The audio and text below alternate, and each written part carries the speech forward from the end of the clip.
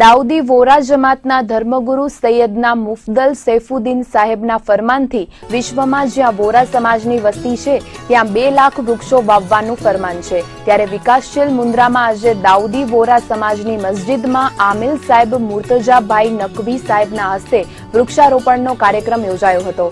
વોરા જમાતના આગેવાનોએ જણાવ્યું હતું કે મુન્દ્રામાં કુલ 85 વૃક્ષોનું વૃક્ષારોપણ કરવામાં આવ્યું હતું। આજના સમયમાં ગ્લોબલ વોર્મિંગ અને વધતી જતી ગરમીના કારણે ધર્મગુરુના ફરમાનથી આ વૃક્ષો વાવવાનું ફરમાન છે કે જે દુનિયાના અંદર એન્વાયરમેન્ટના અંદર જે ગ્લોબલ વોર્મિંગ થઈ રહ્યું છે, ગરમી થઈ રહી છે, તો जितना ज़्यादा ઝાડ થશે એટલું દુનિયામાં ઠંડક થશે।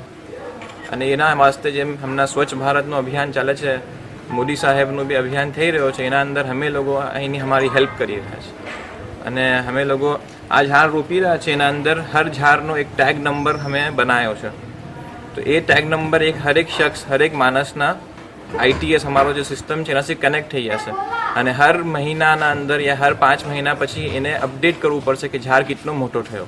તો એમ નથી કે રોપીને ઝાડ છોડી દેવાનો છે, આ તો અમને રોપીને ઝાડને સંભાળવાનો છે, જીવાર તક મોટો થાયા જ કરે, બરાબર ઝાડની કેર કરવાની છે। તો એ મિસલથી અમે 2 લાખ ઝાડ પૂરા દુનિયામાં રોપશું અને અહીંયા મુન્દ્રામાં અમે 85